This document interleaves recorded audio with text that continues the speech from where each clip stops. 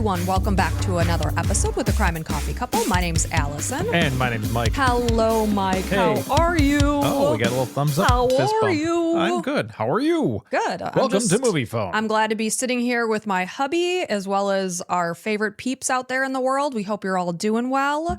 And if you're new to us, Mike, you're distracting me very much. If you're new to us, we are a husband and wife podcast. I tell the story. Mike hears it for the first time right alongside with you guys. We've been married for almost 24 years.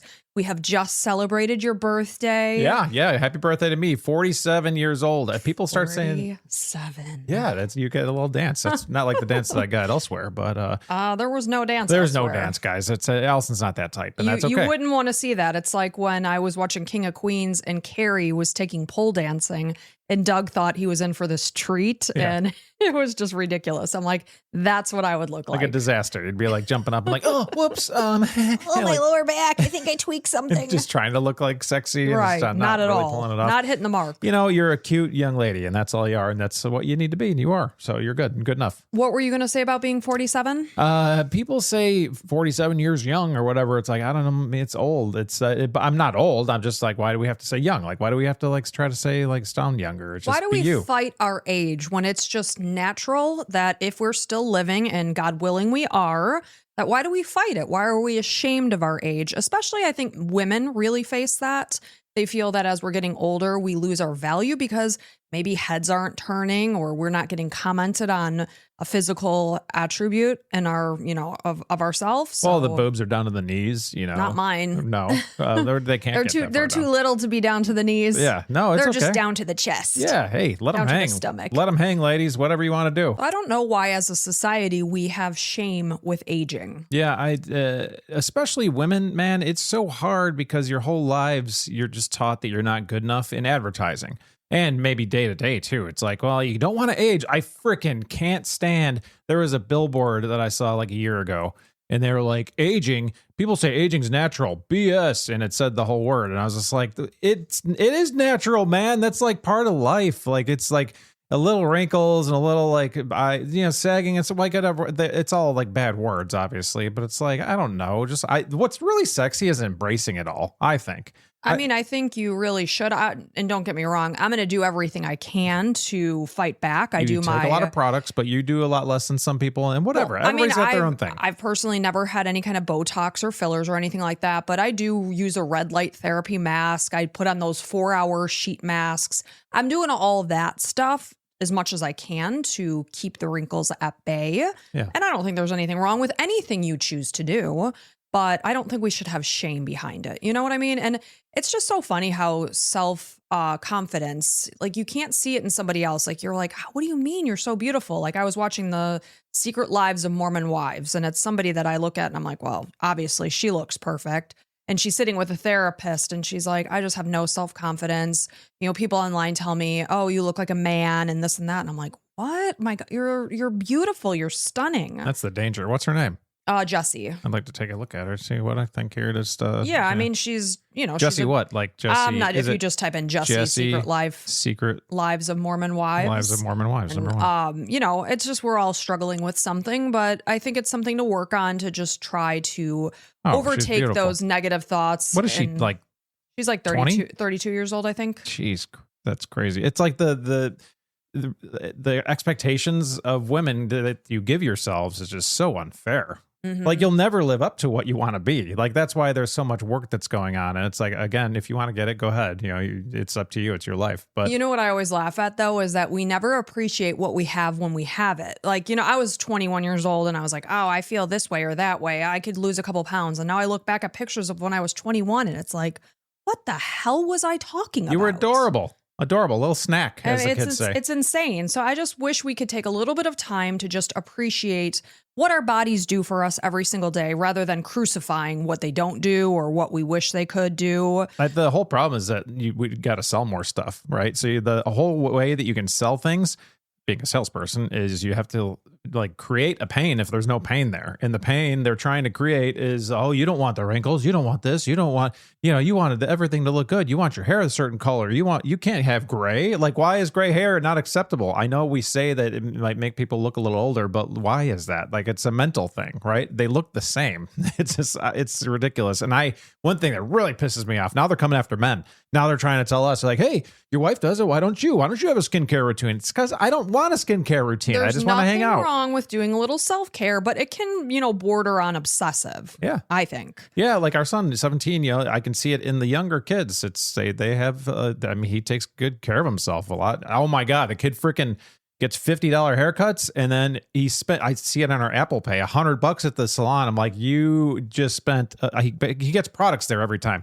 His stylist, I'm watching you, lady. You better, he's got this kid hook, line, and sinker. Anything she says, he's getting. So watch out. I'm watching you. Well, that's especially teenagers are so impressionable. It's like, oh, this is going to work. I'm going to get it. Yeah. Oh, and the TikTok's the worst for that. So some of you guys might be following me on TikTok. I'm selling some stuff on there that I like. Not advertising on the show at all, but it's just like, just trying to make some side money for the family. That's just something fun for you to do too. Yeah, but all the TikTok stuff's like, that's how you get people. You have this hook in the beginning, and it's like, well, you don't want to do this, but try this, blah, blah, blah. So it's all day long, and that's all they scroll through. It's like TikToks, and then it's like constant, you can get better, and the supplements, and you got to do this. You'll sleep better if you take this, if you drink that before bed. And like you read all this and see all of it right before bed, and then you lay there like, oh man, I got to really improve my life. And if something seems too good to be true, obviously it likely is. Nothing's really going to ever just change your life. Otherwise, everybody would be doing it. Surgery. Change your life. Faceless. Sure. I'd look at myself. Faceless. Faceless. They don't take your face off in a facelift. I would do it. If it was free. So we should probably jump into this episode because it is a doozy. It's a bit of a long one. Are you ready? Yes. Okay, because if you're ready, I'm ready. Let's do this. It's a hot cup of coffee. This is a listener suggestion from Kelly. So thank you so much, Kelly. This is the murder of Garrett Phillips. So on the very rainy afternoon of Monday, October 24th, 2011, Tandy Cyrus rushed to Canton Potsdam Hospital in the small village of Potsdam, New York, after she was told that her 12-year-old son, Garrett Phillips, had fallen. And this had started as a completely normal day. She was sitting at her other son's basketball practice when she was told that she needed to get to the hospital. Everything happened very quickly. So as she reached his hospital room, all she knows is that something's happened to Garrett. He may have fallen. And she comes into the hospital and she finds her 12-year-old in cardiac arrest. And meanwhile, an entire medical staff is gathered around him, frantically tending to him. That would be an absolute worst case scenario nightmare. A nightmare. So meanwhile, the doctor asked her if she thought he would have ever tried to harm himself since he noticed markings on his neck. So Tandy is standing there. She is in complete shock. She's unable to wrap her mind around what was going on. So as the team is performing CPR on her beloved son, she noticed bruising to his face and marks to his neck. But she had absolutely no idea what was going on and what happened to him. How did he hurt himself? So the moment felt utterly unreal, and she felt as if she was standing in someone else's body, watching someone else's life. It couldn't have been hers. She's standing there thinking, this cannot be my life. So the next thing she realizes, a doctor is standing in front of her, looking at her over his glasses, and she recalls hearing him say, there's nothing more we can do.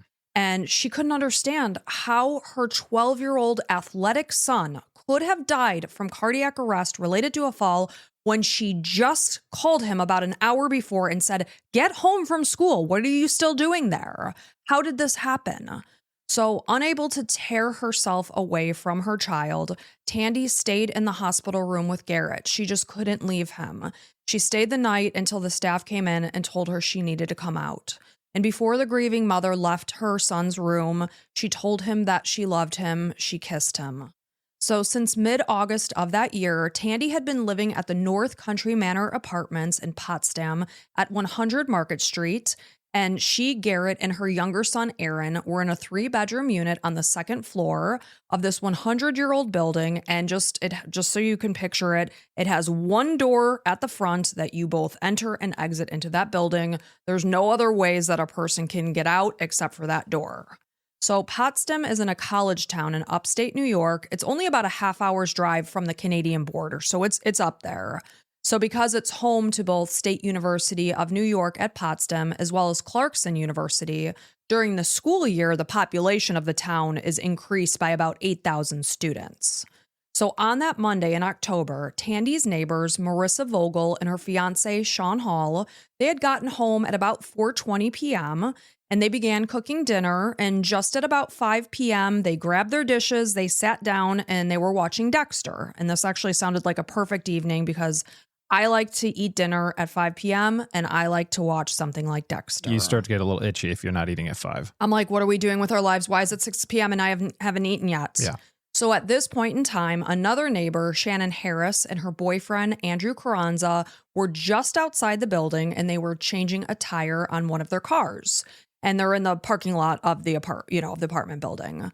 So while they were out there, they started hearing noises, but, they were busy and they were distracted to the tire and they couldn't understand what they were hearing or where the sounds were coming from.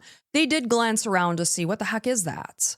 So meanwhile, Marissa and Sean, again, are sitting there eating their dinner and they hear this sound of running footsteps followed by a crash and then perfect silence coming from the unit next door where they knew that a single mother lived with her 2 sons.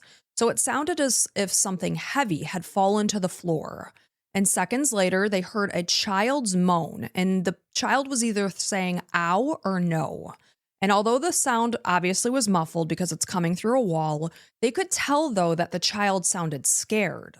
They also heard them say help more than once, maybe 3 times. So after that, they could hear mumbling, but it was muffled and they couldn't understand what the words were. So concerned, they immediately got out of their apartment, walked next door, and Marissa knocked on the door. She was able to hear faint movement on the other side, but rather than the door opening, she could hear the click of a lock engaging. So feeling really unsettled, she just felt like something wasn't right. She called 911 at 5:08 p.m. and she told the dispatcher that she was probably being paranoid, but she just felt that someone should come out just in case someone was in trouble or they needed help. So when Marissa looked out the window, she didn't notice anything out of the ordinary, such as a car that just seemed to be out of place. Everything seemed very normal. However, she couldn't help but realize just how eerily quiet things had gotten after the noises on the other side of the door stopped. She never heard anyone walking down the stairs to exit the building, which she said she would have. You think about it, it's a 100-year-old building. I'm sure there's creaks and cracks going down that staircase. She said had someone walked down it, she would have heard them. Right.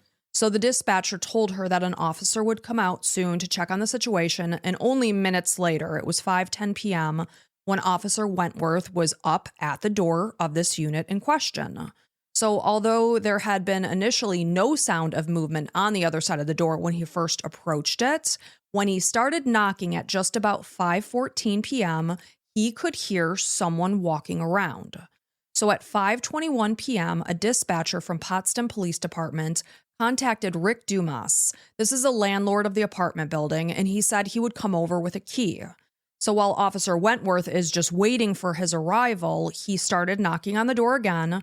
This time he was using his patrol stick, and he started yelling out, "If you are in there, come and open this door." So once again, he could hear movement on the other side of the door, but yet again, his knocks were going unanswered. So it was very clear someone was moving around in that unit, but they weren't coming to the door. I always wonder, sometimes you can maybe think you're hearing something, but Sure. He's obviously a police officer and he's been in this situation several times. Right. So, And Marissa heard the lock engage. Yeah. So someone was up and moving in that apartment. Right.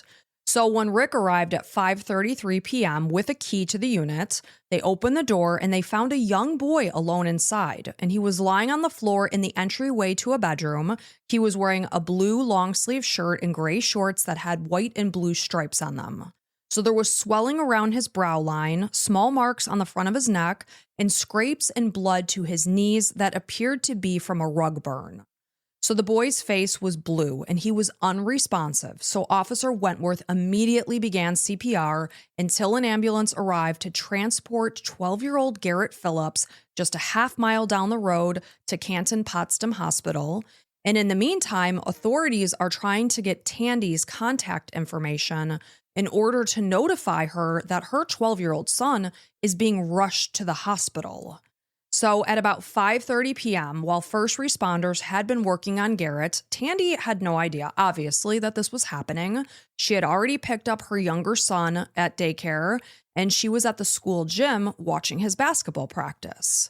And since Garrett had practice 30 minutes later at 6 p.m., she was just going to go over to his practice and watch the second half of that.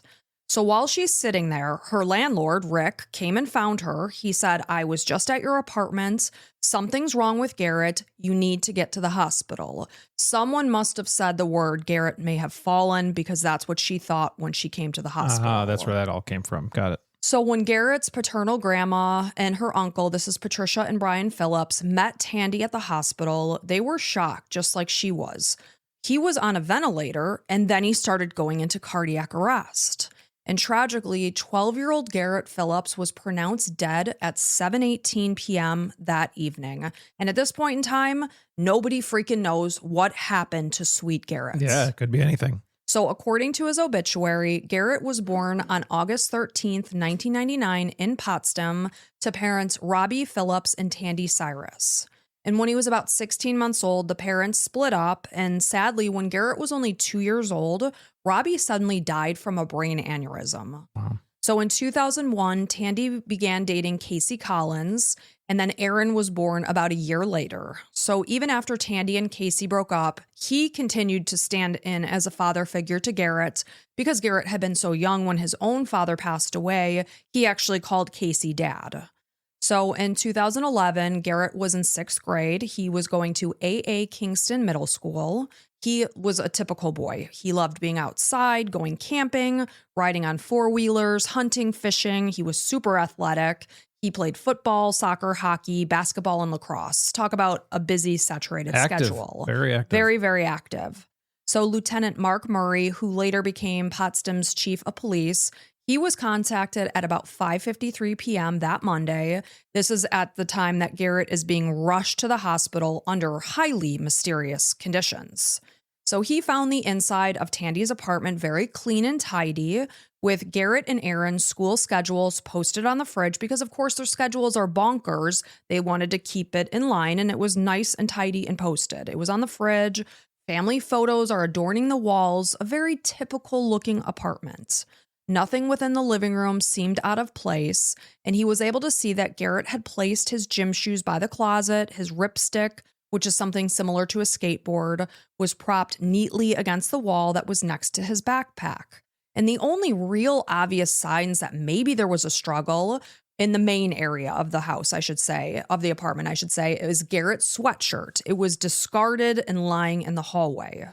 So while they photographed the third bedroom of the apartment, the officers immediately noticed that the blinds of the window were very noticeably bent outwards. I watched a documentary on this, and very, very obvious that they were pushed out. The window was open, and again, this was a very, very rainy day, so it wouldn't be a typical day that you would have the window open. The screen was also pushed out. Oh, there we go. Somebody left. So as they looked more closely, they realized that someone had likely fled from the building, but of course, at this point in time, there's so many unanswered questions, they don't know squat. So they're thinking maybe somebody left through the second-story window. They're looking down. It's about a 20-foot drop, but if you're desperate.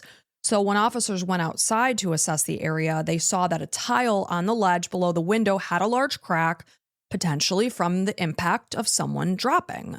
So because Shannon Harris and Andrew Carranza had been outside changing their car's tire between 4:50 and 5:20 p.m., based on all of the timing of events, they would have literally just missed the person jumping from Garrett's second floor window. That sucks. And while they were out there, of course, they were hearing sounds. And looking back, they realized that it was probably the sounds of the screen ripping as it was being pushed out. And the person was probably doing it very slowly and trying to be quiet, basically waiting for them to finish changing the tire until they can jump down and not be seen by anyone. Right. Because, of course, they've got the officer Wentworth on this side of the door, and then these two people down there changing the tire. They're like waiting. Yeah, I'm stuck. And then they took their opportunity as soon as they went away and jumped down. Because, of course, by the time Officer Wentworth got into that apartment, that person was gone. But again, at this point in time, it wasn't entirely clear what had happened to Garrett. Investigators tried to come up with any possible scenario. They wondered even, had Garrett somehow fallen from the window? Did he then make his way back up to the apartment and then succumb to his injuries? Like literally everything's on the table. Right. However, the autopsy would soon rule any of that out because it proved that he died as a result of strangulation and suffocation. Okay, well, clearly we have somebody to look for because he didn't do it to himself. Right, but there still were some various rumors and theories swirling about that maybe two boys from Garrett's school could have been responsible. Maybe they were playing some kind of weird, stupid game that ended in a tragic accident. Some even considered autoerotic asphyxiation because a bra was laying on the floor somewhere near Garrett. I mean, I would definitely consider it. So, according to witnesses, Garrett had stayed late at school that day. He was playing basketball in the gym. He was a super, super active social kid. So he was trying to squeeze as much playtime as he possibly could out of his day. And I mean, as a 12-year-old who has boundless energy, that's perfect. So he's in the gym and his classmates are playing about 40 minutes before he was found unresponsive. That's why I'm saying everything happened very quickly, and he was supposed to be back at the school at 6 for his practice. And of course, Officer Wentworth is standing out there at around 5:30ish, a little bit before that. So while Tandy had been at work and she hadn't heard from her son by 4:30, she called his cell phone. She's like, "You got to get home." So about 20 minutes later, at about 4:50, a school custodian saw Garrett near the ramp that connected the middle school to the elementary school. He was alone. He had his skateboard ripstick with him. So Garrett's cousin, Kayla Phillips, she told police that she also saw him outside of Potsdam High School. It sounds like all the schools, because it's a small town, are all clustered among one another.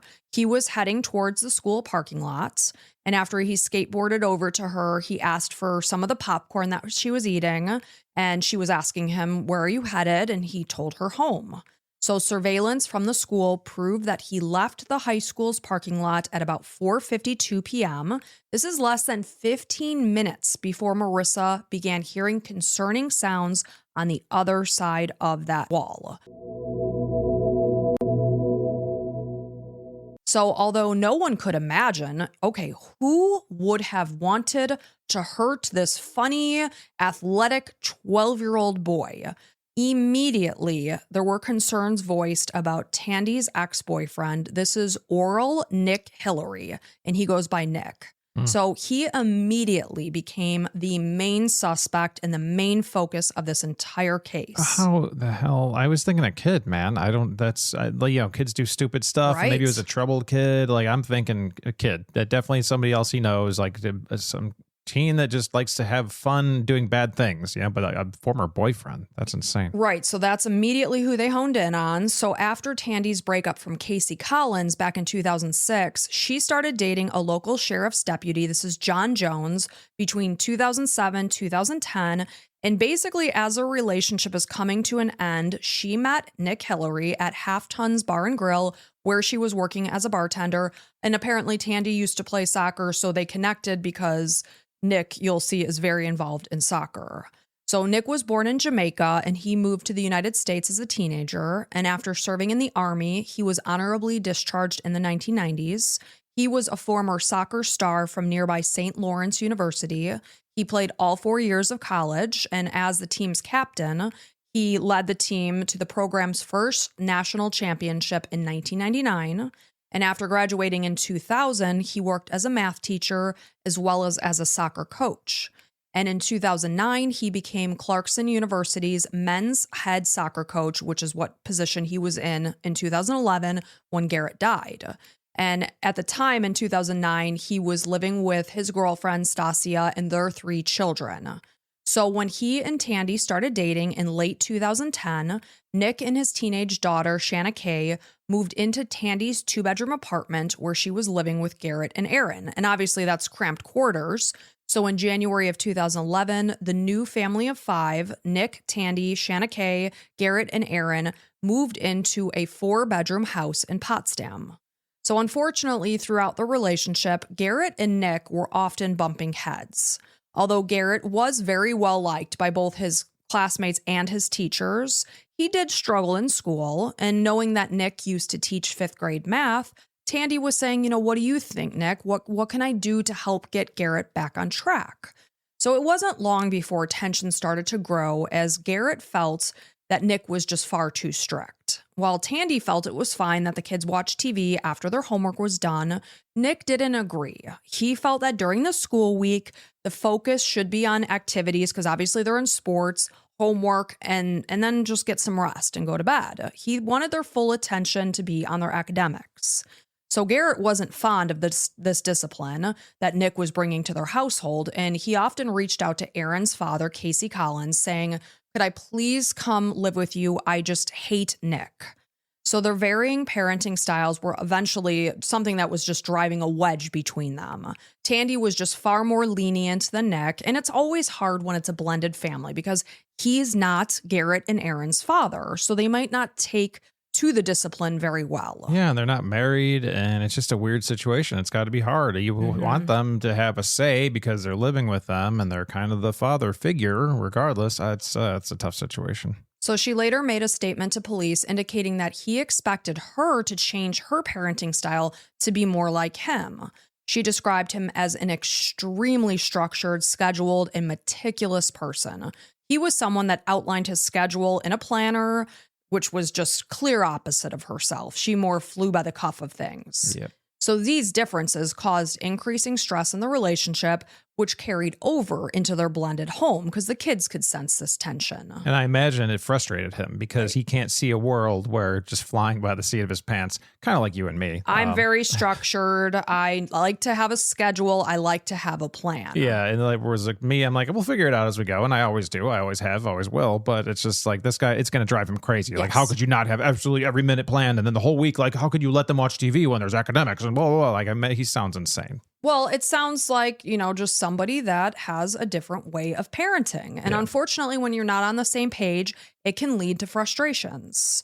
So a few months before Garrett's death, their differences reached a boiling point, and after 9 months together, they broke up in July of 2011 when Nick had been out of town recruiting soccer players. But it didn't end just there. So during this time, she had to sit down with her boys because, of course, Nick is out of town. So she's taking the opportunity to sit Garrett and Aaron down and say, what are your feelings about our living arrangement? And that's a good mom because she wants to take their feelings into consideration. Yeah, but still, I mean, you're the mom. You make the decisions. You can't stick with somebody because your kids love somebody. That's a terrible Of course, idea. but you also don't want your kids to be living in hell. Well, really what you want to do is make it seem like it's part of their choice, even though it's not at all. That's the play. Yeah, and obviously she was reaching, the end of her rope as well. Yeah, that's smart. So both Aaron and Garrett expressed their unhappiness. So in mid-August of 2011, she and the boys moved out to this apartment at 100 Market Street where Garrett was found unresponsive. So although they were living apart, she did continue to try to work on the relationship. Tandy had given Nick a key to her new apartment. It sounded like he was coming over more for some late night visits, maybe after the boys went to bed. So, however, she indicated that during the first week of September, when he came to visit her there, she told him, "I just need some space." And he said, "Fine, I will leave you alone." And according to Tandy, that same night, she heard the sound of a door opening and she woke up and saw that Nick was there. And she's like, "What in the hell are you doing?" And he said, "What? I'm just going to sleep." And after that, she said, "Give me back my key, okay?" But I will tell you that during a later deposition, Nick said he did have a key. He returned it to Tandy in September. He said, "I never let myself into that apartment uninvited." Sure. So it's her story against his. Well, real quick. So Nick was living with this Stasia at the time, or no? No, he and Stasia broke up before he started dating Tandy. Got it. Okay. Yeah. So while Tandy admitted that she had never seen Nick hit a child, she never saw him lose his temper or threaten a child. And I will tell you, the documentary that I watched really showed him with his children. You could tell by these young children's response to their dad that he was very loving. I mean, these kids would pour into his arms, and you can't fake that. You can't fake that with a 3-year-old. Well, kids can't fake it. Kids can't fake it. So that's the point. So you could tell that his kids in the documentary that I watched, that they truly loved their father. And like I said, she said, "I've never seen him lose his temper or threaten a child during their year-long relationship." Yet she still felt that he was responsible for her son's death. believing that he'd always blamed Garrett for the reason why they broke up. So when officers went to Nick's house on the very night of Garrett's death, they acknowledged that when he was told that Garrett was deceased, he looked like legitimately stunned.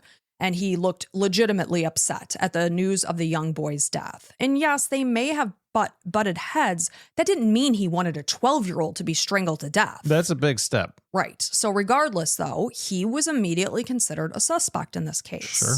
So one day after her son's death, Tandy and her ex-boyfriend, who worked as a county sheriff's deputy, this is John Jones, they arrived at the police station together, and this is where she was first interviewed one day after her son's death because they're trying to put the pieces together of what could have happened.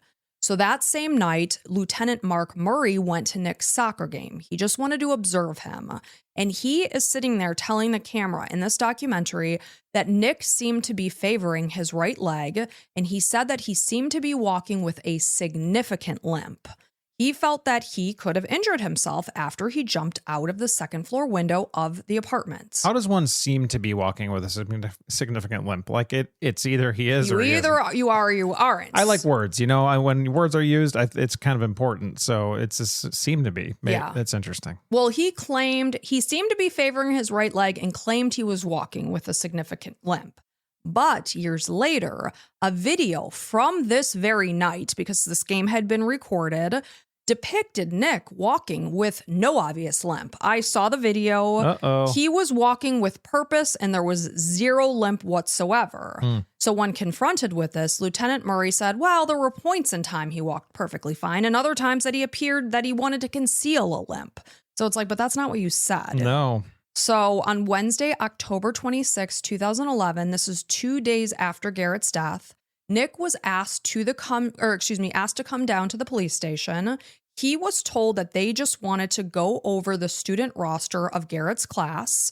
And when he arrived, though, it was very clear that this was absolutely not the case.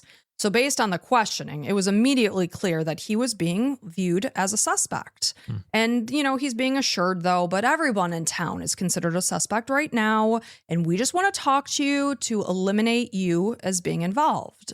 So though he was told that he could leave at any point since he wasn't under arrest. They probably said that very quietly and just very quickly. Yes, you can leave whenever. So anyways, blah, blah, blah. So he's like, okay, I'm going to leave then. And Good. He stood up and Officer David Snell and Lieutenant Mark Murray immediately stood and blocked his exits. And they told him, we need to confiscate your phone.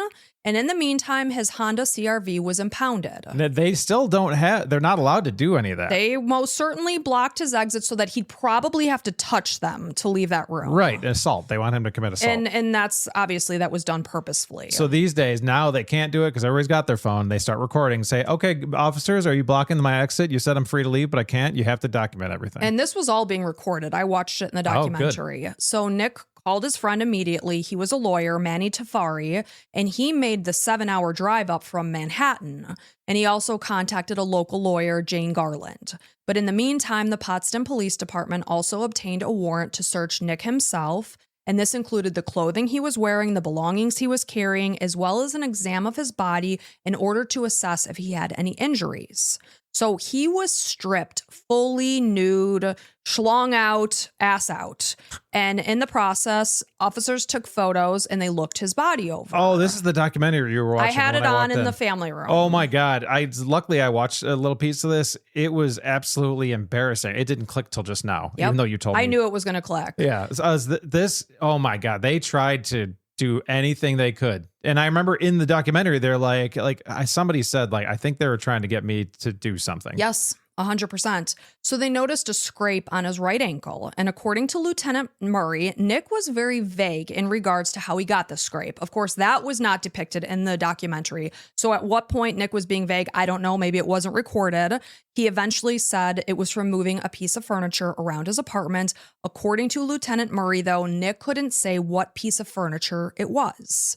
So after 8 hours at the station. And real quick, he's still at the point where he's not detained. No, he is absolutely not detained. What's absolutely ridiculous, they're like, you have to remove everything. And he's just trying to like follow the rules, which aren't real actual rules. But Nick is black. So I don't know if we said this at all. We will most certainly highlight that. Okay, my bad. Sorry, I'm ruining your story. But it's just like right away, you're like, this guy is being like held against his will. And like, you hate to play the race card, but this was a race card scenario. It's like this poor guy is being put through all this stuff and they have nothing on him. He's not being detained. Sorry. Go ahead. Again, at this point in time, there is zero evidence that Nick is involved in this crime.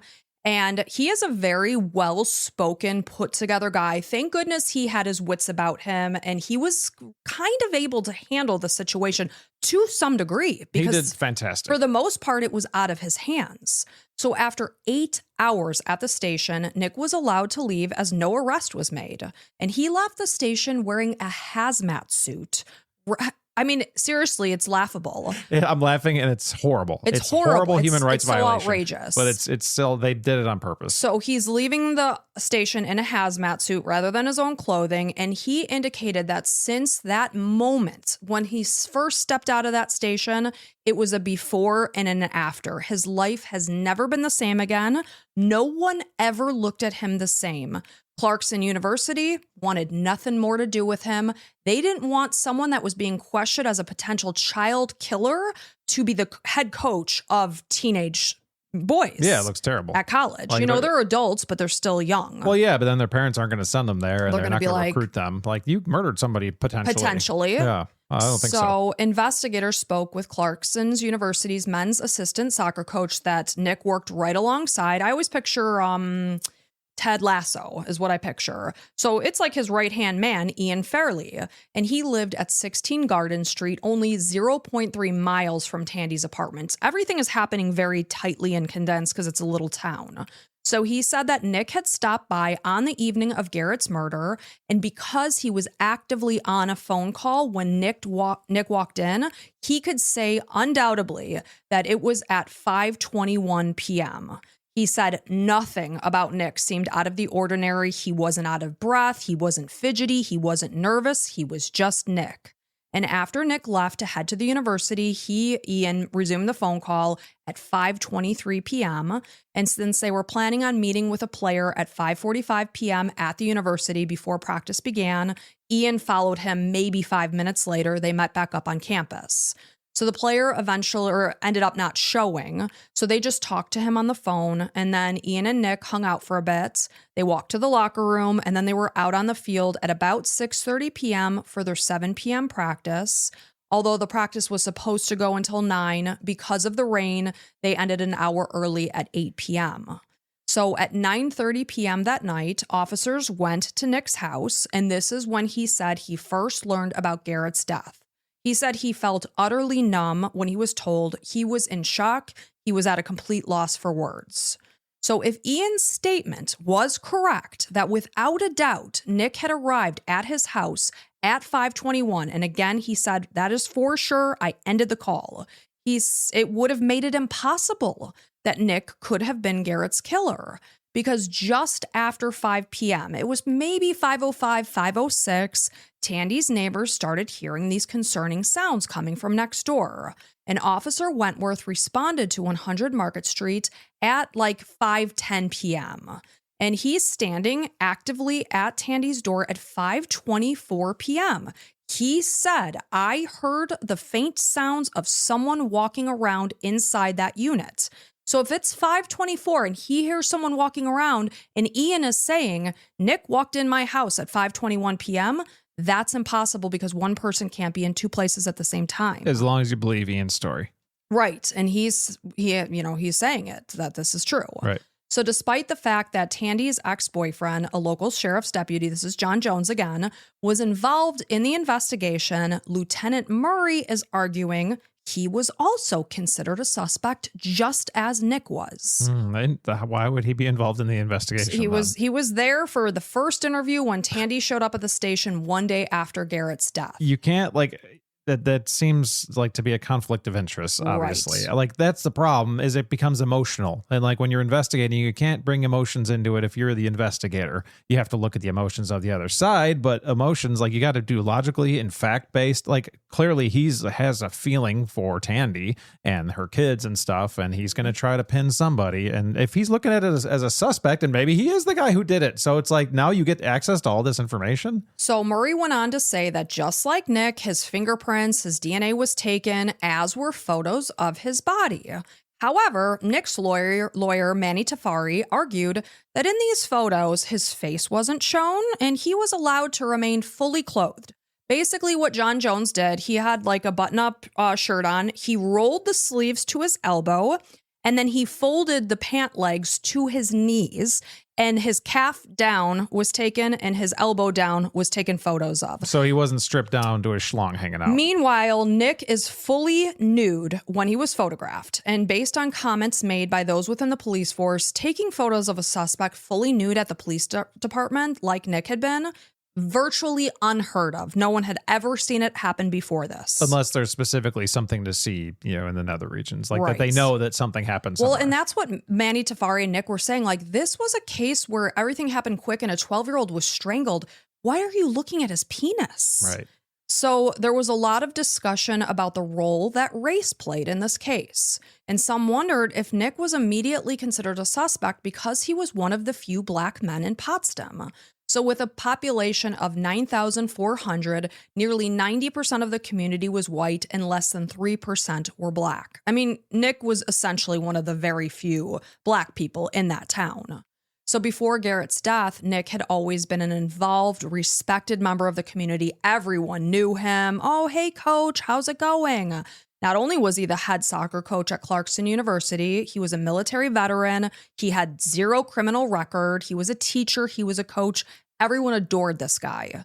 So many people believe that because Nick was the main focus of the investigation, despite the fact that zero evidence tied him to that crime scene, that the Potsdam Police Department failed to look at other suspects. They just considered he's the killer. We got to get him arrested. He was guilty before they even did the investigation. 100%. It was a witch hunt. Yeah. So some speculated that Sheriff's Deputy John Jones could have been framing Nick for Garrett's murder.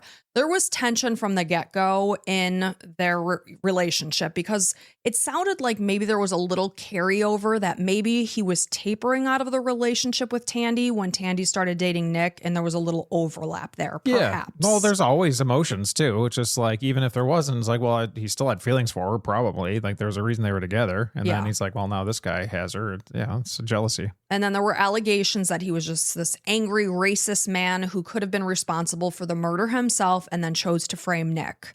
So Tandy had actually filed a formal complaint against John in January of 2011. This is 9 months before Garrett's death, and it indicated that he had been acting in a way that made her fear for the safety of herself and her sons. And I will point out that there was no formal complaint against Nick. So she went on to write that in September of 2010, he came into the home they previously shared and physically removed their belongings, she said, from the house without notifying her that this was going to happen. He also sent her threatening text messages in October of 2010. He also came to her apartment uninvited. So when a minute sample that was scraped from one of Garrett's fingernails was tested, it was determined to have come from an unknown individual. There was no physical evidence, like I said, connecting Nick to the crime. The fingerprints and hairs that were collected did not match Nick, including the prints that were recovered from the window where a person had clearly fled. And these fingerprints remain unidentified. They belong to someone, we just don't know who, despite that police tested every person that had access to that building, including maintenance, staff, and residents. And so what Lieutenant Murray is alleging, well, Nick just had to have been wearing gloves at the time. So investigators began focusing on surveillance footage from Potsdam High School that was captured on the Monday that Garrett was murdered between 4:47 p.m. and 4:53 p.m.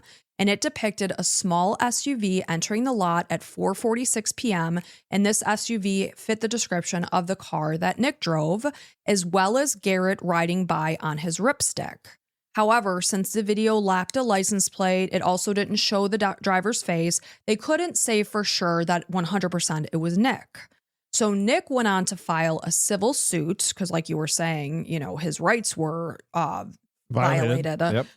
So he filed this civil suit against the Potsdam Police Department as well as the village of Potsdam. And they're going to at least settle out of court if they don't completely lose. So he was claiming that his civil rights were violated after what he calls his false imprisonment when he was taken in for questioning 2 days after Garrett's murder.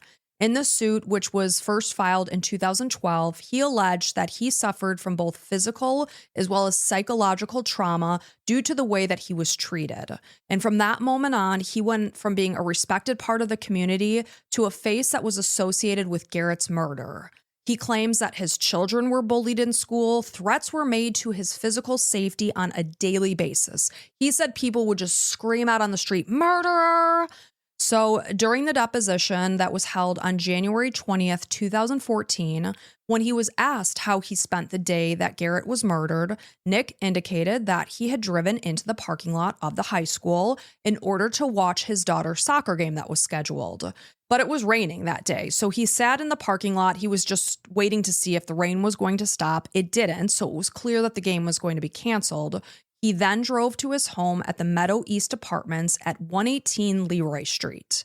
And this confirmed then that without question that SUV that was seen in the footage was Nick, as it was suspected to be Nick because it matched his SUV. So he was informed that he left the parking lot only 7 seconds after Garrett, each of them turning left onto Leroy Street. However, he said, "I never even saw Garrett." I mean, we're talking about a parking lot. There was a lot going on in that parking lot. He's like, "I never even saw him." So although his apartment was situated to the right of the parking lot, they pointed out, "Why did you turn left?" He said he wanted to drive by Ian's house to see if his car was parked out there because he planned to stop by before soccer practice. So from the high school footage where Garrett was seen leaving at 4:52 p.m., had he gone straight home, which we assume he did, it would have taken him about 6 minutes based on the speed that he was traveling on the ripstick, and it would put him home at about 4:58 p.m. So Nick pulled out of the parking lot of the high school at 4:53 p.m., while Marissa Vogel placed the 911 call about 14 minutes later at 5:08 p.m., in response to the noises that she began hearing minutes later, somewhere around 5:06 p.m. So Nick told during this deposition, he said, "I got back to my house a little bit before 5 p.m. and his daughter, Shanna Kay, was there. She could attest to this." So he was there until about 5:10, 5:15, and this is when he left to go to Ian's house, arriving at 5:21 p.m. based on Ian's account. So according to Lieutenant Murray, the biggest factor that connected Nick to the case was his disdain for Garrett. He described the surveillance from the high school that depicted both Garrett and Nick leaving at the same time, only 10 minutes before Garrett's death, as compelling evidence. So right now, that's all they have in this case. We got circumstantial. Is very, very circumstantial that he has this disdain for Garrett and they were both seen leaving the parking lot around the same time. Quick question. You said that Ian left his place, or no, Nick left his place like 5:10, 5:10, 5:15. How long would it have taken to get to Ian's house? Probably just a couple of minutes, but you know how you get in your car and you fiddle with your phone and stuff? Yeah. So that's just to answer the question directly. It's probably took him longer to get there than it should have. Well, it would have been about 6 minutes. Okay. Because if he left at 5:15, Ian said he walked into his house at 5:21. So if he did murder Garrett, then it was like right away. It was like stop, go, boom, and then come back in if he did. But no, even saw the noises that they heard. His daughter, Shanna Kay, confirmed what exactly Nick said, that he got home a few minutes before 5 and that he left about 5:15. Okay. And Marissa Vogel had already called 911 at that point. Well, I'm saying we got to question, you got to wonder if Shanna's telling the truth, because obviously she doesn't want her dad to go to jail. Not saying that she is or isn't. I'm just saying, like, what would people think, right? Mm-hmm. And maybe he coached her to say the right times. Yes, I got home at 5. I remember dad got home at 5. Mm-hmm. You know, who knows? I don't know. But trying to see if there's any window where it could have happened. Based on what is being said by Shanna Kay and Ian, the answer would be no, if what they're saying is true. So, however, according to Nick's defense team, 29 seconds after John Jones pulled into his driveway, he lived literally just around the corner from Tandy. He was on foot. Maybe it would have taken him a minute. Garrett rode by on his ripstick. So they were seen in the exact same footage, just like Nick and Garrett were. However, while this had just been chalked up to coincidence, what Nick's surveillance with Garrett, that was considered damning evidence. Well, he was turning the same direction as him, whereas John Jones just happened to be in the same area. Like there was no showing that John was following him, right? No, there was none of that. And there was no, I guess you could say, Nick could have been potentially following Garrett because he turned left. That's a little more damning, I would say. John Jones has happened to be there. I'm just trying to play devil's advocate. Yeah. Now, also, let's say Shanna, his daughter, is maybe not telling the truth. And let's say Nick, that means that he wasn't necessarily there, but at 5:08, maybe he was at Garrett's place, and then maybe he could jump out the window and still get to Ian's place by 5:20. No, because Officer Wentworth was standing at the door at 5:24 p.m. actively hearing someone moving behind that door. Got it. That's very important. So if Ian is telling the truth, it's physically impossible that Nick is guilty. Could it have been Garrett claiming, trying to grasp for his life? Could it have been him being moving? No, they don't think so because he was unconscious and blue on the floor. So he's probably there the whole time. And he was likely laying on the floor the entire time. And at that point in time, the neighbors were hearing the ripping of the screen. Mm-hmm. There was definitely another person in that place. Okay, so Nick's pretty much impossible to be there. If Ian is not lying, it is impossible. It's I would probably believe Ian more than Shannon, not because of anything in particular, just Shannon's a family member. So you got to realize they have a vested interest. But Ian, he's a coach, an assistant coach. He's a great friend, I'm sure. But also, he doesn't want to get hung up on this. Of course. So years went by without any arrest until Mary Rain began running for district attorney's office in 2013. She pushed for advancements in Garrett's case, and during her run for office, billboards started popping up with the slogan, "Justice for Garrett." And this made some people believe that she was maybe using Garrett's murder to fuel her campaign. She was. And also, Ian left Clarkson University, and he went on the clear opposite side of the state, many, many, many thousand miles away, or whatever it was, maybe not thousand. But all of a sudden, he's living with his mom while he's got this new job, and billboards start popping up in that town, too. So he's like, they're doing this intentionally to taunt me. Yeah. So anyway, that was just something interesting. Justice, so being that Nick's going to go to jail and then Ian will too for lying, basically? No, if anything, Ian feared he was saying things that could damn Nick. In some of the things he would say. I forgot even what he was mentioning in the documentary, but you could tell Ian wasn't necessarily lying to protect Nick. No, because that would be a stupid idea. Right. You have your whole life to live. Right. So 4 months after the deposition was held for the lawsuit that Nick filed, District Attorney Mary Rain presented evidence to a grand jury on May 12, 2014, in order to secure an indictment against Nick Hillary for second-degree murder. So this was a charge that carried a sentence from 25 years to life in prison. So 3 days later, he was arrested, and he was held at the St. Lawrence County Correctional Facility for 70 days until he was released on bail in July. So District Attorney Rain suggested that after he left the high school's parking lot at 4:53 p.m., he drove 2 blocks, he parked his car, and then he jogged an additional 2 blocks to Garrett's apartment. Although he said that he had given Tandy her key back in September and he had made no copies, she believes that he entered the apartment with a key, that he attacked Garrett, and he fled from that second-story window. So in October of 2014, the judge dismissed the indictment against Nick Hillary, citing an opinion that the prosecution heavily relied on circumstantial evidence, as well as the fact that not one single eyewitness could place Nick anywhere where she was suggesting that if he parked 2 blocks away and jogged, not one single person said, "I saw Nick running that way and then back again." No one said that. Because this whole town wants him to go to jail for it. Right. And again, he stands out in this town because he is the only black person basically in town. And everyone knows him because he's the head soccer coach at Clarkson University. They would know the black soccer coach was running. They would all know that. Not one single person said they saw him anywhere near that apartment building. So another thing that they said was that Mary Rain's grand jury questioning of Nick's teenage daughter, Shanna Kay, who was his main alibi witness, her questioning was considered to be bullying and improper. And Shanna Kay was like, whoa, Well, that was really, really, really rough. Shouldn't the lawyer stand up for her? You know, like Shanna's lawyer, and say like, objection. I don't know. And how who that knows? works. Maybe they did.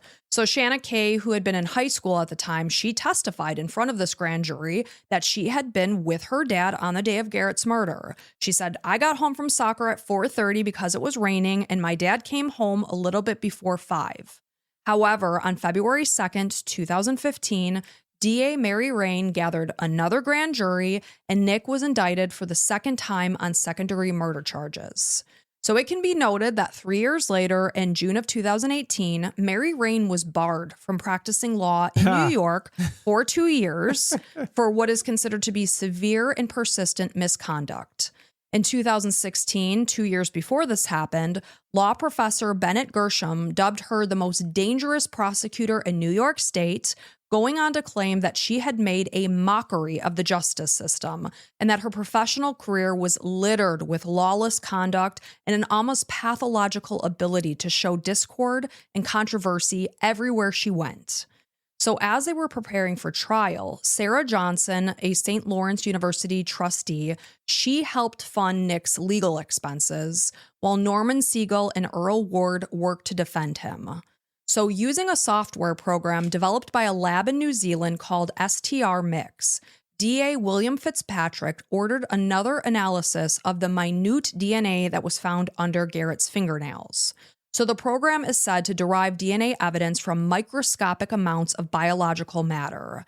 So these results determined that the DNA mixture was from Garrett himself, while the other was a partial profile of someone who was millions of times more likely to be Nick Hillary than a random stranger. And everyone thought that this seemed highly suspicious because the previous tests had not been a match to Nick. They were a match to some unknown person. So when the judge held a pretrial hearing to assess the admissibility of this new DNA report, it was decided that it would not be allowed to be presented during the trial because the sample size was too small and the state crime lab that handled the DNA wasn't even STR Mix validated. So with this, the trial would be really solely relying on circumstantial evidence. So the trial began on September 12th, 2016. What a waste of taxpayer money. I am shocked that this has reached a trial with literally nothing but Nick Hillary's quote unquote disdain of Garrett and the fact that he turned left out of the high school. That's what this trial is based on. So it lasted 3 weeks. It was held in Canton, New York. And this was a time when Nick chose, at the very last hour, the day of the trial, he and his lawyers said, we are waiving his right to a jury trial. And they chose to have a bench trial, meaning that the case would be heard by Judge Felix Catena, who would be the sole deciding factor of the verdict, nearly 5 years after Garrett's murder. Because Nick knew that because of his race and the fact that most of the people in the town had him considered guilty from the get-go, that he didn't stand a chance in front of a jury. Yeah, I didn't know you can choose. That's cool. Yeah, so he thought he had 0% chance of winning if he was going to have a jury decide his fate. Yeah, and you know these scumbags are going to like pepper the jury with the people that they want in there. Yeah, and I liked Judge Catena because he just seemed like he really listened. Well, that's what a judge should do. Like, it's crazy that we think that that's like admirable. It's like, yeah, a judge is supposed to listen to both sides and make a judgment, like with all the information. There shouldn't be a one-sided judge. It's insane. So the prosecution flew Andrew Carranza in from Hawaii. This is the man that had been outside of Garrett's apartment changing his tire with his girlfriend Shannon Harris during the time frame that Garrett was attacked and strangled. So when he and Shannon first provided statements immediately following Garrett's murder, they were asked, did you see a person or did you see movement from up in that window?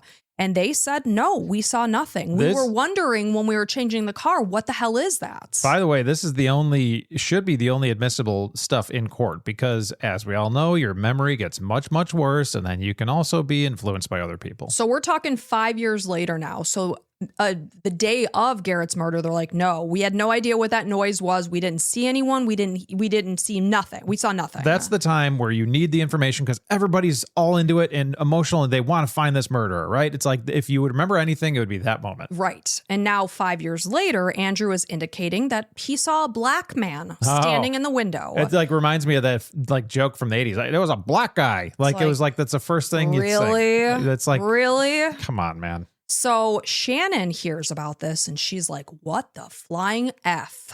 She calls Andrew. She's like, what the F are you doing? She's like, you know perfectly well that while we were down there changing that tire, we didn't see a damn thing. And he's like, oh no, yeah, I saw. Yeah, I did. I saw a black guy. A black guy. So despite athletic, looked like a possible soccer coach. I don't know who it was, but I would guess he played soccer. Athletic legs, and he was a black guy. Yeah. So while he was on the stand, Andrew testified that he saw a figure peeking out from the window in question, but DA Fitzpatrick never asked for a description. I think they kind of knew that, like, who they were going after. How can you say now 5 years later that you saw a black man, yet hours after Garrett's murder, you didn't? Yeah. So meanwhile, Nick's lawyers requested a mistrial one day after the trial began because they accused prosecutors of withholding information regarding a witness from them. So this witness is Greg Brown, and he claimed to have seen John Jones on the street where Tandy lived with her boys at the time of the murder. So police previously indicated that they had surveillance video showing John near his home during the time frame in question, and Greg Brown is making a statement indicating that he was walking past the apartment building's parking lot on Market Street about 15 minutes before Garrett would have gotten home, and he noticed John's black Chevy Silverado parked there. He claimed to have seen him get out of the truck and walk to the apartment complex. When he was asked, how sure are you that it was John Jones on a scale of 1 to 10, he said he was a 20. Yet the defense knew nothing about this guy. So according to the prosecutor, Mary Rain, although she was aware that Greg Brown had come forward, she was told that his statement wasn't truthful. Therefore, it was nothing to even pay attention to. So she hadn't mentioned it to Nick's lawyers. So Judge Catena, he did say that was really shady behavior, but he denied the defense's call for a dismissal. And after 90 minutes of interviewing Greg Brown, Nick's lawyers chose not to call him to testify as a witness because they felt he was unreliable at that point in time. He couldn't remember certain critical details. You could say 5 years had passed, and maybe that's why. Well, this also gets the defense some time to look into this guy and see if he's somebody that can be trusted or not. Like all these possible things, or where he was at this time. You know, get to see if there was receipts. Like you weren't there. You didn't see this guy. Yeah, so they didn't think it was going to help them to bring him to the stand. So closing evidence was presented on September 23rd, 2016, and now it was in Judge Catena's hands to come back with a verdict, and he did 5 days later. So this happened on September 28th of 2016? Yeah, 16. So Mike, what do you think Judge Catena found oral Nick Hillary? I would imagine not guilty. Not guilty. He found him not guilty. Okay. Yes. So in June of 2022, Nick Hillary filed a second civil rights lawsuit against the village of Potsdam, citing that Murray and other county personnel violated his civil rights, singling him out as the only suspect immediately following Garrett's death.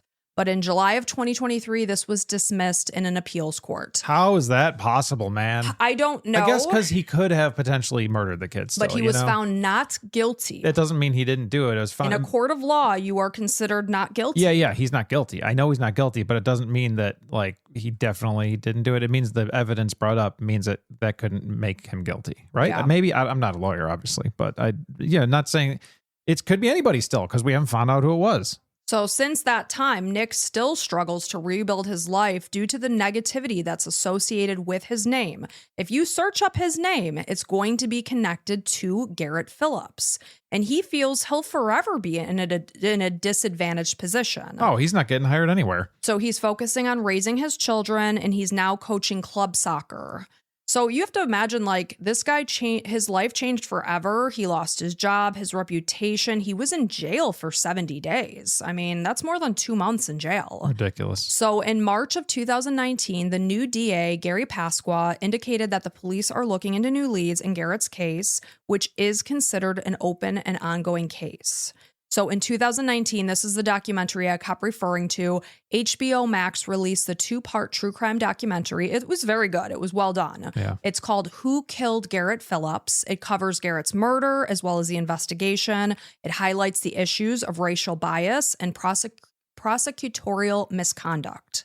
So 12-year-old Garrett Phillips, he remains at the heart of this case. And I wanted that to be for sure what I closed on, because there's so much back and forth about who thinks Nick is guilty, who's not guilty. John Jones, Nick. What John role Jones. did race play? But at the heart of this case is a 12-year-old little boy that lost his life that day. And it sounds to me that somebody was up there in that apartment waiting for him when he got home from school and before he could leave again for basketball practice. And this case remains unsolved. So that means that the person responsible for his death is still out there and hasn't been held accountable for what he did or she did or whoever did to Garrett Phillips. And meanwhile, Tandy Cyrus is raising money for after-school programs in her son's memory. So before we end today's episode, I would just love to take a second just to remember Garrett Phillips. He was a big brother, he was a grandson, a cousin, a friend, and a nephew. He was a young boy that loved being active. He was playing sports, constantly on the go. According to his teacher, although he was hilarious and he was a class clown, he was always respectful. And Tandy describes her son as someone who was always happy and just wanted to help others. If someone needed something, Garrett was like, gotcha. So he never got the chance to complete 6th grade, to get his driver's license, to graduate from high school, have his first love, to get married. And his life should have stretched on for many more decades. And he's so much more than just headlines, courtroom drama, and endless arguments about what happened on the evening in October of 2011 that led to his death. And that is the sad and tragic murder of Garrett Phillips. And you're absolutely right. It sucks that we take the focus off of Garrett and make this a racial versus power issue. Like, it's unfortunate, but that's what the police chose to do with this whole thing. Especially with this idiot Mary Rain, like just a witch hunt. It was a total, that was her mission. Like, it was a witch hunt. It already was before that. Then Mary Rain's like, well, you thought it was bad before. I'm coming in, the new sheriff in town. Doused it with gasoline and threw a match on it. I can't say too many things because she's probably a lawyer. No, she was disbarred, She was disbarred for 2 years in 2018. So that was until 2020. This is the strongest thing I'll say. I feel very negatively towards Mary Rain. I do as well. And I can't believe he was able to be arrested. He turned left. Well, you can arrest anybody for anything, but usually they have to pay for it for doing it unnecessarily. But unfortunately, Nick still, like, he has no money from this whole thing. Is kind of crazy. We can't say, he was definitely detained incorrectly and unlawfully. Like, there was so many just things that happened that don't make any sense. Yeah, and I would encourage you to watch the documentary because it will make you feel something and you will feel anger. Yeah, well, and also you got to keep in mind the documentary is trying to make you feel a certain way. So clearly they think Nick's innocent, right? And I mean, I'm sure you could tell from my tone where I stand. You're right in line with that documentary, which is okay. It's you have feelings, but you got to realize that we still don't know. And like, unfortunately, the stupid ass police were wasting their time when they should have found Garrett's murderer. Like, the DNA is going to tell us. It's not going to be a new lead. A new lead's not going to come up out of nowhere and be like, hey, actually, I did see something. It's going to be somebody saying something damning. They're going to say something and trip up and mention it, and then boom, the fingerprint is a match to this person. I think it's got to be a kid. What do you think? And they thought about that. They're like, what if it was a couple of Garrett's classmates? That's the first thing before I remembered that I saw some of this documentary. I'm like, it has to be a kid. It had, like, they had gotten into a fight. Like, who's the troublemaker that he hung out with, or that they knew in that school? Like, who was the worst kid in the school? Look at that kid. Mm-hmm, like, these when we tell these stories, it's always looking back being like, oh, of course they were the ones that murdered another kid. And you know what gets me is that while Marissa and Sean were sitting there eating and listening to Dexter, they heard a loud thump. And obviously that was Garrett's body falling. Somebody was strangling him. Somebody killed him. And they're still not being held responsible for this. And like, if you're in the Potsdam area, like, who was some of the bad kids that went to school with Garrett, right? Like, I don't maybe necessarily name them, but are there people that are being looked into? Because that's the low hanging fruit to me. I think it's another fellow kid that maybe they got in an argument or whatever, or maybe it was an argument. Maybe, like you said before, it was a game or something. Well, you know how Probably the kids were playing those like stupid things where they would like choke themselves until they passed out. Yeah, I think an adult would have been like, "Oh man, he choked him. You know, he choked on something. I tried to help him, but well, you know, would have stayed there instead of jumping out." I don't know. It just seems like it's reeking of a kid. Yeah, and it's just so sad, and I just can't believe that whoever killed Garrett hasn't been found. And like, can you imagine an adult sitting there waiting for him and killing a kid? Like, that's crazy. Right, exactly. And I don't know. And kids are dumb, you know. I'm not dumb. Not all kids are dumb, but I'm just like, well, they do things and don't think of the consequences. yeah, like this just reeks of a kid. The thing is, though, that was it's this October will be 15 years. So, you know, these kids now would be upwards of almost 30. Well, yeah, but whoever would have done this is probably in jail already for doing something else stupid because they're probably a terrible person, right? So, yeah. Or maybe dead. So we might never know. Yeah. So sorry, Garrett. It's to your family, and yeah, it's just and it's terrible. just so sad seeing him on the ripstick, and they catch him on a couple of cameras up at the hospital and stuff like that, and you think, my gosh, in minutes someone's going to be strangling you when you see that footage. I wish you can go just pick him up. Yeah, you're gonna be okay, buddy. But it was a well done documentary. So if you have HBO Max, you know, check it out. And if you're watching us on YouTube, Mike has a tattoo on his arm. I just saw you raise your arm. It's not real. I had this fake tattoo. I would never get a real tattoo. It's only for trash balls. No. Just kidding. I'm kidding. I know we have people that have tattoos. It's just rage bait. If you got rage, I also have 9 tattoos. You so do. you're also trying to rage bait me, and I'm not going to let you. Don't touch my breast. That's right there. So I How was could I telling not? Mike, because he loves crows so much and he feeds them and he calls them his crow bros. I told Mike he should get a tattoo of a crow and then underneath it, write bro. Or I can just like crows. And No, not if have you to like deface my something, body. you have to get a tattoo. No, I don't. Yes, I you can just do. enjoy life, and I don't have to get marks on my body. I put a fake one on my arm because I want to do something in honor of my mom who passed away at the end of October. So I like to put a fake one there just to see how it looks. And I love. Yeah, you I are. got the fever. Tattoo fever. She loves tattoos. I don't care if people get tattoos. That's fine. Get what you want. And I don't care if my husband calls me a trash ball because I know I ain't. You're not a trash ball. I like to see Don't all your tattoos. touch me. I like removing your clothing and looking at every single one of your tattoos. Well, you're not doing that. And sorry, father-in-law, if you're watching this. Okay, so anyway, thank you guys so very much. We hope you are having a good week. We hope you're having a good Sunday. And if you like us, please head over, leave us a 5-star review. That actually helps quite a bit. 5-star review, put in like crime, coffee, couple podcast, like that helps the SEO and AI. AI picks up on those things. So if you have an Apple iPhone, go over to the podcast and be like, oh, great, crime, coffee, couple, all that kind of stuff. Couple podcasts, like use those words for us. It helps quite a bit. Yeah, we would appreciate it. I know nobody wants to take those minutes and go over and do it, but we would so appreciate it. And if you want to head over to YouTube and like and subscribe, we'd so much appreciate that. We finally got over 10,000 followers on YouTube, so we're looking to grow. We are. Celebrate good times. Come on. Anyway, until next time, bye.